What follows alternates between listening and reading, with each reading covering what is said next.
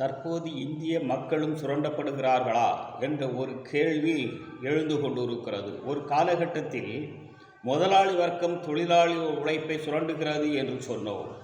அதற்கு அடுத்தாப்புல ஆங்கிலேயர்களுடைய ஆட்சி காலத்தில் இந்தியாவில் இருக்கக்கூடிய வளங்களெல்லாம் சுரண்டப்படுகிறது என்று சொன்னோம்.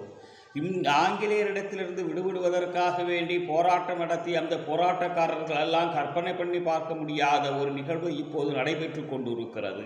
என்னவென்று சொன்னால், வந்தே பாரத் என்ற ஒரு தொடர் வண்டியை தற்போது அறிமுகப்படுத்தி வைப்பதன் மூலமாக மக்களுடைய உழைப்பு சுரண்டப்படுகிறது. எவ்வாறு சுரண்டப்படுகிறது என்று சொன்னால், ஒரே வழித்தடத்திலேயே ஓடிக்கொண்டிருக்கக்கூடிய அந்த தொடர் வண்டியினுடைய கட்டணங்கள் பல்வேறு விதமாக பகுத்து வைக்கப்பட்டிருக்கிறது.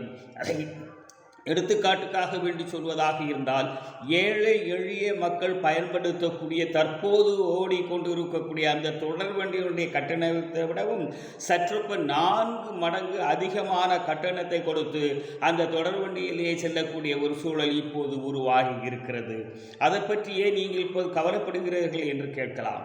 வசதி உடையவர்கள், வாய்ப்பு இருக்கக்கூடியவர்கள், அவசரமானவர்கள் சென்று கொண்டு மற்றவர்கள் சாதாரணமாகவே பயணிக்கலாமே என்ற ஒரு கேள்வி எழலாம். அதற்குத்தான் வாய்ப்பில்லாத ஒரு சூழல் இப்போது உருவாகி கொண்டிருக்கிறது. எப்படி உருவாகி கொண்டு இருக்கிறது என்று சொன்னால், தற்போது இயங்கிக் கொண்டிருக்கக்கூடிய அந்த தொடர் வண்டியில் இருக்கக்கூடிய பெட்டிகளுடைய எண்ணிக்கை குறைக்கப்படுகிறது. அதிலும் கணிசமாக குறைக்கப்படுகிறது.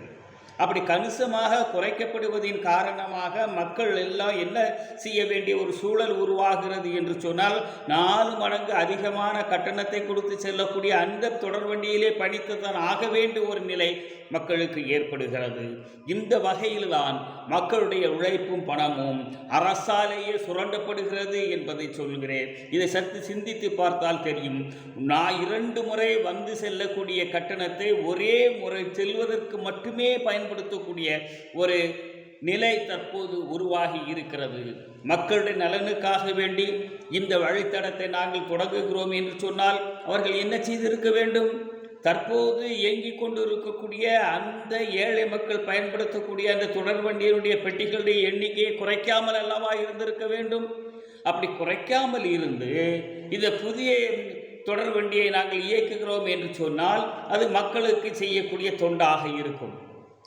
ஏழை எளிய மக்கள் பயன்படுத்தக்கூடிய அந்த தொடர் வண்டியினுடைய பெட்டிகளுடைய எண்ணிக்கையை கணிசமான அளவுக்கு குறைத்து மிக அதிகமாக 4 மடங்கு கூடுதலான பணத்தை கொடுத்து பயணிக்கக்கூடிய வண்டியை நான் தொடங்குகிறேன் என்று சொன்னால், இது முதலாளி வர்க்கத்தினுடைய நோக்கமாக தெரியவில்லையா?